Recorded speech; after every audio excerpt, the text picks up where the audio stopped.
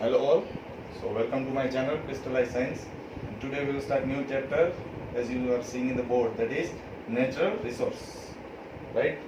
In the previous videos we have seen two chapters, one of physics and one of chemistry.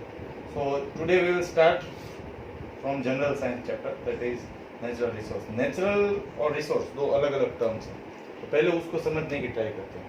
ठीक है, तो natural का मतलब क्या होता है? नेचुरल का मतलब वो चीज़ जो हमें भगवान ने बना के दी है, which is created by God, the thing which do not have any man made interference, right, उसको नेचुरल बोलते हैं. रिसोर्स का मतलब the thing which is useful for us as a product.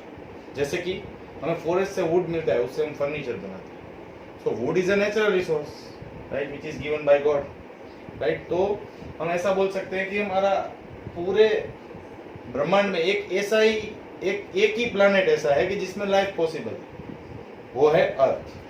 ठीक है भाई, तो अर्थ में ऐसा क्या क्या चीज है कि जिससे लाइफ पॉसिबल है? Because in earth we get three things very easily, that is food, life and shelter.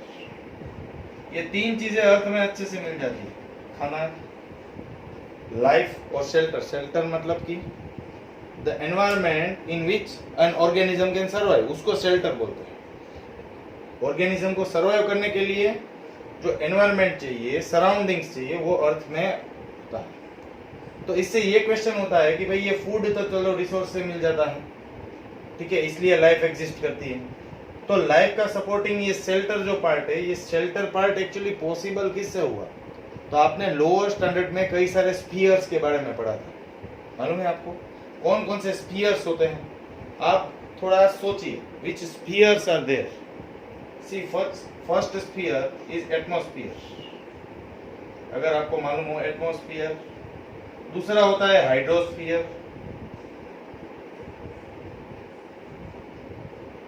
तीसरा होता है बायोस्फीयर.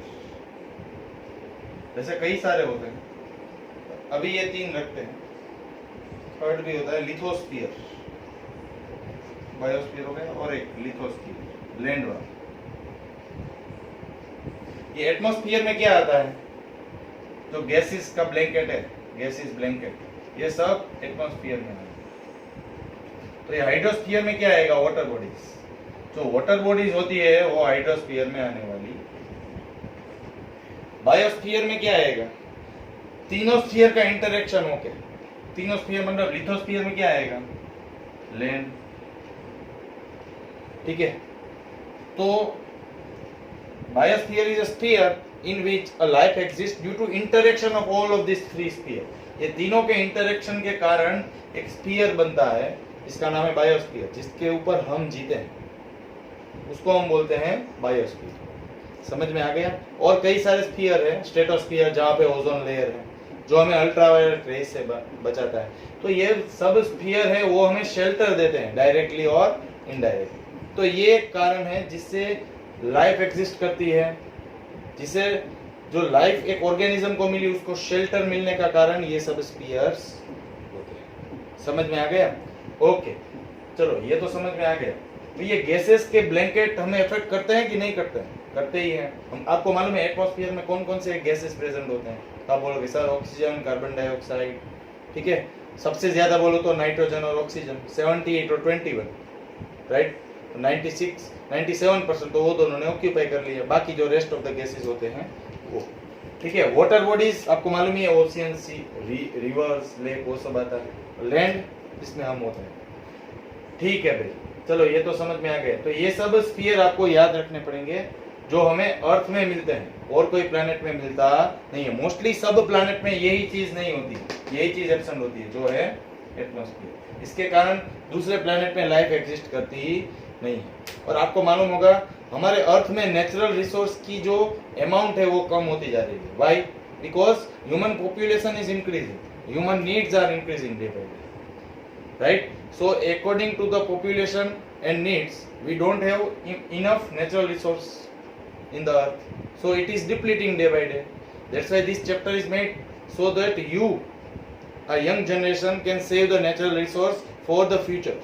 समझ में आ रहा है? तो इसीलिए हम ये चैप्टर पढ़ रहे हैं जिसका नाम है नेचुरल रिसोर्स. तो आपको बचाना है और दूसरों को भी अवेयर करना है. ठीक है भाई,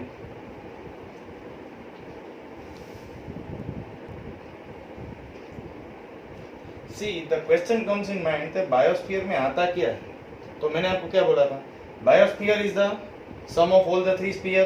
तो आप देखो इसमें से क्या आएगा, एयर जो एटमॉस्फेयर में होती है, वाटर और सोइल जो एबायोटिक कंपोनेंट, और इसके साथ लाइफ भी आएगी बायोस्फीयर में।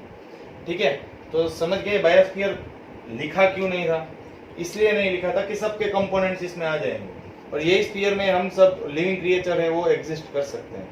ठीक है, चलो now let us see that which gas are present in atmosphere, which gas amount is increasing day by day, who is responsible for the increase of some harmful gases, ये सब चीज के बारे में हम देखेंगे। सो टॉपिक का नाम हमारा क्या होगा, गैस के बारे में डिस्कस करते हैं तो breath of life that is air, ऐसा टॉपिक दिया है आपके टेक्स्ट बुक में, the breath of life that is air. अभी हमें मालूम है कि ये एयर वर्ड है, उसके अंदर कई सारे गैसेस आ जाते हैं, नाइट्रोजन आता है, ऑक्सीजन आता है, चलो अच्छे से नाइट्रोजन लिखते हैं, नाइट्रोजन N2, ऑक्सीजन O2 और एक हार्मफुल गैस CO2। बाकी सब भी होते हैं, हीलियम, आर्गन, ये सब तो बहुत ही कम होते हैं। ठीक है, चलो ये सब तो बहुत ही कम है, सबसे ज्यादा ये होता है, मैंने बोला था ये 78% होता है, ये 21% होता है, बाकी ये 0.04%, कहीं पे 3 लिखा होता है, कहीं पे 2 भी लिखा होता है, चलो 2 रखते हैं, अभी बहुत ही कम है कार्बन डाइऑक्साइड। ठीक है, अभी कोई ऐसा हम समझते हैं कि पोल्यूशन कम है, कार्बन डाइऑक्साइड भी कम है। तो आपको मालूम होगा कि ये कार्बन डाइऑक्साइड गैस है वो किस में काम आता है, ऑक्सीजन गैस किस में काम आता है, नाइट्रोजन गैस किस में काम आता है। Nitrogen is a cooling gas, कहीं पे भी कोई चीज का टेम्परेचर हमें रिड्यूस करना हो तो नाइट्रोजन का यूज होता है। Oxygen obviously it is an essential gas for human being. Carbon dioxide human being exhale करके बाहर निकालते हैं, उसको कार्बन डाइऑक्साइड बोलते हैं। ऐसा लगता है कि बहुत ही कम प्रेजेंट है, पर इतना सा कार्बन डाइऑक्साइड भी हमारा टेम्परेचर अर्थ का है वो राइज करता है, due to which effect, as you all know, green house effect. तो चलो एक चीज देखते हैं कि, और ये हीलियम आर्गन के बारे में अभी डिस्कस करने की जरूरत नहीं है। ये देखो कार्बन डाइऑक्साइड है, वो हमें मालूम ही है कि वो हार्मफुल गैस है, पर वो प्रोड्यूस कैसे होता है? Yes, you might be knowing several reasons, let us discuss it. देखो कार्बन डाइऑक्साइड है वो प्लांट्स के लिए तो बहुत ही जरूरी है, फॉर विच प्रोसेस, फोटोसिंथेसिस, सही बात है, बट द फैक्टर्स रिस्पॉन्सिबल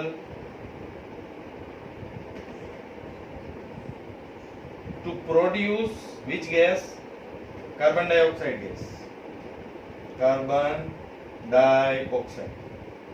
उसमें सबसे पहले क्या आएगा मालूम है आपको? सबसे पहले आएगा combustion of fossil fuel, combustion of fossil fuel, vehicles में यूज करते हैं ना वो। सेकंड आएगा इंडस्ट्रीज, थर्ड आएगा फॉरेस्ट फायर। ये तीनों फैक्टर्स के कारण ही तो कार्बन डाइऑक्साइड बढ़ता है, और जितना कार्बन डाइऑक्साइड बढ़ेगा, और आपको मालूम है कार्बन डाइऑक्साइड बढ़ने से क्या होगा, ग्लोबल वार्मिंग होगी।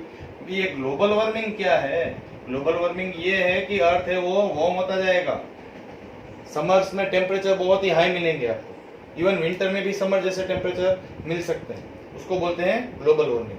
अरे ग्लोबल वार्मिंग हो गया तो उसके बाद की effect. So the question comes in mind that how global warming may disturb Earth। तो देखो ग्लोबल वार्मिंग बढ़ने से क्या होगा, ग्लोबल वार्मिंग बढ़ने से जो पोल्स के ऊपर आइस जमे होते हैं वो धीरे धीरे कम होते जाएंगे। उसके कारण क्या होगा, जो ओशियन के लेवल है वो बढ़ जाएंगे, सी के लेवल बढ़ जाएंगे, रिवर्स के लेवल बढ़ेंगे, लेक्स के लेवल से वो बढ़ जाएंगे। तो लेक्स के लेवल बढ़ेंगे, रिवर्स के लेवल बढ़ेंगे तो क्या होगा, वो सब पानी कहाँ जाएगा, आसपास के गांव में जाएगा। It will go to near by villages, it will destroy the soil, it will destroy the farms, agriculture. तो अपर क्रस्ट जो था सोइल का वो चला जाएगा, रिप्लेनिशमेंट जो है वो फिर से करनी पड़ेगी सोइल की, मतलब कि सोइल के में जो न्यूट्रिएंट्स पहले थे वो सब चले जाएंगे, राइट। सोइल इरोजन होगा, कई सारे लिविंग क्रिएचर्स है वो मर जाएंगे, राइट। तो in this way global warming can disturb earth, right? So it is always essential that carbon dioxide amount must be in a proper level to maintain the biogeochemical cycles. Biogeochemical cycle मतलब ये chapter में हम पढ़ने वाले हैं, जैसे कि carbon cycle है, ऑक्सीजन साइकिल है, 8th स्टैंडर्ड में आपने नाइट्रोजन साइकिल पढ़ी थी। ये सब साइकिल है, उसको बैलेंस रखने के लिए ये बहुत ही आवश्यक होता है। ठीक है,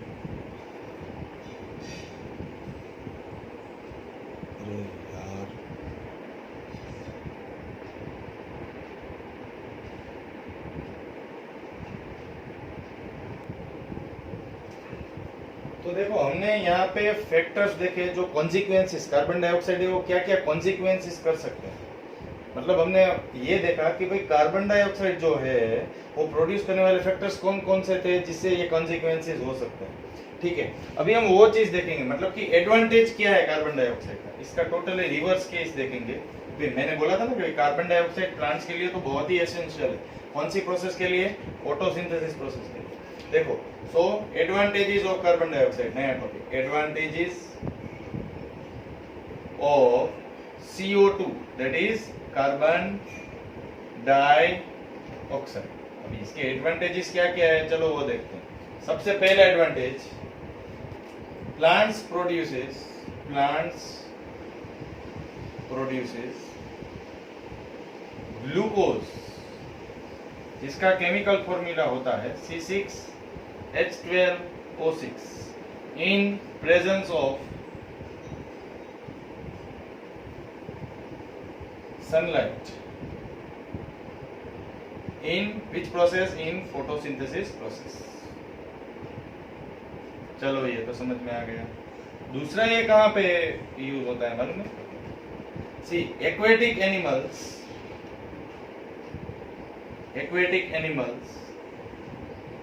makes shells मतलब ये शेल्स है वो अपने यंग वंस को प्रोटेक्ट करने के लिए भी हो सकता है थ्रू कार्बोनेट्स जो वाटर में फॉर्म होते हैं। कार्बोनेट्स का जनरल फॉर्मूला में कार्बोनेट का लिखता हूं, डिसॉल्व्ड इन वाटर। कार्बोनेट्स जो वाटर में डिसॉल्व होते हैं ना, कार्बोनेट एक्चुअली कार्बोनेट एटम है वो कार्बन डाइऑक्साइड और ऑक्सीजन से बनता है। तो यही कार्बोनेट एटम है वो जब पानी में डिसॉल्व हुआ होगा तब एक्वेटिक क्रिएचर से वो अपने शेल्स बनाने में भी यूज करते हैं। तो ये दो चीज में काम आए, दो प्रोडक्ट हमें मिलती है। First product is your glucose by which process? That is photosynthesis process. ठीक है भाई, इसके ऊपर थोड़ा मार्क कर चला गया है, फिर से लिख देता हूँ। By which process? Photosynthesis process. ठीक है ना, ये खास याद रखना है। इसीलिए प्लांट्स को प्रोड्यूसर्स भी बोलते हैं। क्यों प्रोड्यूसर्स बोलते हैं? वो अपना खाना खुद बनाते हैं, किसी की जरूरत नहीं। और एक्वेटिक एनिमल क्या बनाते हैं बताओ? एक्वेटिक एनिमल शेल्स बनाते हैं। शेल्स कैसे बनाते हैं? By making use of carbonates. समझ में आ गए ये दो points? These are the main advantages of the carbon dioxide. जो हमारे अर्थ में कार्बन डाइऑक्साइड कैसे यूजफुल है वो मैंने आपको बता दिया। पहले कॉन्सिक्वेंसेस बताए, मतलब कि प्रॉब्लम क्या क्या हो सकता है। अभी मैंने क्या बताया कि कार्बन डाइऑक्साइड है वो हमारे लिए यूजफुल कैसे है वो बताया। ठीक है, चलो अभी ये कार्बन डाइऑक्साइड गैस से एक इफेक्ट होती है जिससे हमारा अर्थ का टेम्परेचर है वो मेंटेन रहता है। जो आपने 8th स्टैंडर्ड में भी पढ़ा था, एक इफेक्ट होती है जिससे हमारा अर्थ का टेम्परेचर एक लेवल तक कंट्रोल में रहता है, या फिर दिन में थोड़ा राइज होके 40 to 50 डिग्री सेल्सियस तक हो जाता है। और नाइट में around you will get temperature as 10 to 20 degree and it also depend upon the latitude longitude। पर आपको नाइट में भी बहुत ही कोल्ड क्लाइमेट नहीं मिलेगा, राइट? तो वो क्यों होता है? तो आपने एक इफेक्ट पढ़ी थी जिसका नाम है, शायद किसी ने गेस कर लिया होगा, green house effect. Green house effect. ये ग्रीन हाउस इफेक्ट क्या होती है? तो देखो हमारा जो अर्थ होता है उसके ऊपर एक शील्ड होता है जिसको हम बोलते हैं एटमॉस्फेयर। ऐसे कई सारे शील्ड होते हैं नो डाउट, पर एक एटमॉस्फेयर होता है। ठीक है, तो जो सन के रेज आएंगे उसे 3-4 फिनोमिना होंगे। हम 2-3 पे के ऊपर अभी कंसंट्रेट करेंगे। देखो थोड़े बहुत सनरेज आके रिफ्लेक्ट होके बाहर चले जाएंगे। ठीक है, it goes by reflection out of the earth. ये पहला फिनोमिना होगा। फर्स्ट होगा रिफ्लेक्शन हो जाएगा। सेकंड क्या होगा मालूम है? सेकंड ये होगा कि भाई ये रेज आए, वो यहाँ पे ट्रैप हो गए। क्या हुआ? ट्रैप हो गए। अभी ये ट्रैप क्यों हुए? ये ट्रैप इसलिए हुए क्योंकि ग्रीन हाउस गैसेज होते हैं। ग्रीन हाउस गैसेज कौन कौन से ग्रीन हाउस गैसेज होते हैं? CO2, CH4 और भी कई सारे हैं, पर ये दोनों का मेन रोल है, इसलिए एक्सेट्रा अभी लगा दिया। CO2 का नाम कार्बन डाइऑक्साइड है, इसका नाम मीथेन। ट्रैप का मतलब क्या?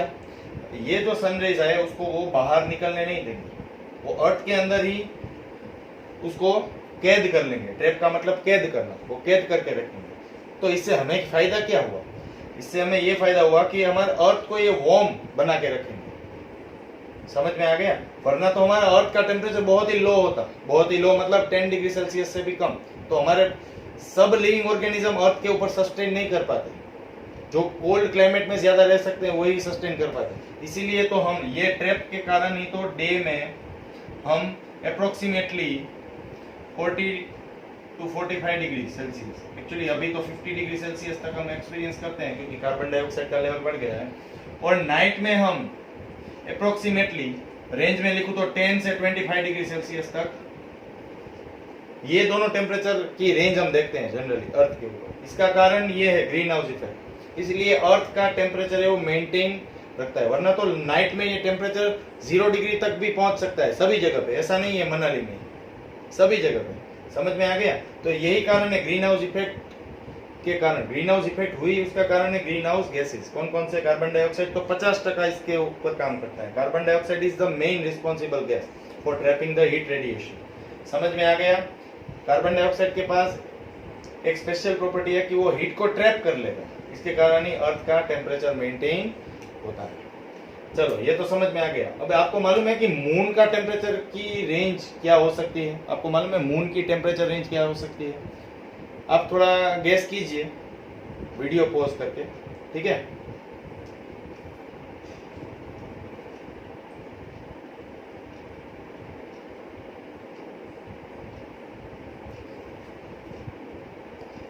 चलो गेस कर लिया होगा, नहीं किया तो यहाँ पे ध्यान दो, कोई बात नहीं। मून का टेम्परेचर होता है -190 डिग्री सेल्सियस से लेकर 110 डिग्री सेल्सियस। ऐसा क्यों बताओ? हमारे पास ब्लैंकेट है जिसका नाम है एटमॉस्फेयर। हमारे पास क्या है? एटमॉस्फेयर है। मून के पास क्या नहीं है? एटमॉस्फेयर नहीं है उसके पास। एटमॉस्फेयर नहीं है तो देखो तो रेंज क्या, कहां से कहां जा रही है? रात को -190 डिग्री सेल्सियस जा रही है और दिन को 110 डिग्री सेल्सियस जा रही है। मतलब गैप आप गिन सकते हो, 110 प्लस 90, 200 डिग्री सेल्सियस का टोटल डेविएशन आ रहा है from minimum temperature to maximum temperature. तो कितना एक्सट्रीम कोल्ड टेम्परेचर है रात को और कितना वार्म एक्सट्रीम टेम्परेचर है दिन को। तो समझ में आ गया? इसलिए एटमॉस्फेयर है वो हमारे वेदर को भी इफेक्ट करता है। इसलिए तो हमारे अर्थ में 3 सीजन्स आती है। क्या क्या? Summer, winter, monsoon. समझ में आ गया? विंटर, समर, मॉनसून जो भी सीक्वेंस आप रखो, राइट? तो ये सब सीजन्स भी एक दूसरे से कनेक्टेड होती है। समझ में आ गया? इसमें भी इवेपोरेशन, कंडेंसेशन प्रोसेस, ये सब बायोजियोकेमिकल साइकिल के कारण ही तो सब सीजन्स आए हैं। वो सब हम ये चैप्टर में आगे बढ़ते हुए देखेंगे। तो यहाँ तक आपको क्लियर हो गया होगा कि why our earth atmosphere is maintained during day time as well as in night time, right? तो यही जो हीट ट्रैप हुई, इससे क्या हमारी विंड इफेक्ट होती है? ये मेरा क्वेश्चन है जो आपको नेक्स्ट वीडियो में थोड़ा गेस करके रखना है, क्योंकि in next video we will discuss about movement of wind due to the heat trapped by carbon dioxide. ये अर्थ गर्म होता है कार्बन डाइऑक्साइड के कारण, उससे क्या विंड में इफेक्ट होगा कि नहीं, ये हम नेक्स्ट वीडियो में देखें। तब तक ये पढ़ते रहिए, स्फीयर्स के बारे में याद करते रहिए, ठीक है? ग्रीन हाउस इफेक्ट है, उसका डिस्क्रिप्शन लिखने की ट्राई कीजिए। ये फिनोमिना से समझ में आ रहा है, right? So happy learning. Do like, comment and subscribe my channel. Thank you.